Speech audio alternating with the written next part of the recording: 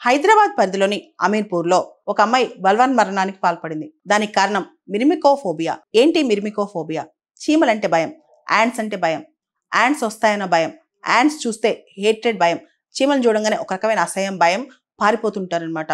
దీనివల్ల ఏమవుద్దంటే ఒక compulsive behaviour, ఒక అబ్సెసివ్ బిహేవియర్ వచ్చేస్తే దాంతో చీమలు వస్తే ఏం చేయాలి, నన్ను అటాక్ చేస్తే ఏం చేయాలి అని ఎక్కువగా క్లీనింగ్ చేయటం, లేదా కొన్నిసార్లు అమ్మో చీమలు వచ్చేస్తాయని భయపడిపోవటం, హార్ట్ బీట్ డౌన్ అవటం లేదా రైజ్ అవటం, యాంగ్జైటీ లెవెల్స్ రావటం, పానిక్ అటాక్స్ రావటం, ఇవన్నీ జరుగుతాయి మిర్మికోఫోబియా ఉన్న వాళ్ళకి.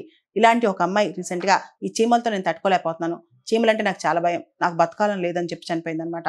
ఒకసారి ఇలాంటి ఫోబియాస్ ఉన్నప్పుడు మనం ఏ ఫోబియానా, చాలా మంది మనుషులకు రకరకాల ఫోబియాస్ ఉంటాయి, ఉన్నప్పుడు మనం ఇమీడియట్గా కౌన్సిలింగ్ తీసుకుని దానిలోంచి ఎలా బయటికి రావాలి, లేదా ఒక ఫోబియా మనకు అనిపించినప్పుడు ఇమీడియట్గా మనం మైండ్ సెట్ అలా మార్చుకోవాలి, వీటి మీద ధ్యాస పెట్టాలి. అంటే ఇలాంటి ఫోబియాస్, ఈ మిర్మికోఫోబియా అనేది ఒక యాంగ్జైటీ అటాక్స్ కానీ ఇలాంటివి వచ్చినప్పుడు మనం ఏ విధంగా బయటికి రావాలి, ఇలాంటి ఫోబియాస్ ఏది వచ్చినా సరే ఇమీడియట్గా మన మైండ్ సెట్ మార్చుకోవడమో, సైకాలజిస్ట్ హెల్ప్ తీసుకోవడమో లేదా ఫ్యామిలీ హెల్ప్ తీసుకోవడమో చేయాలి.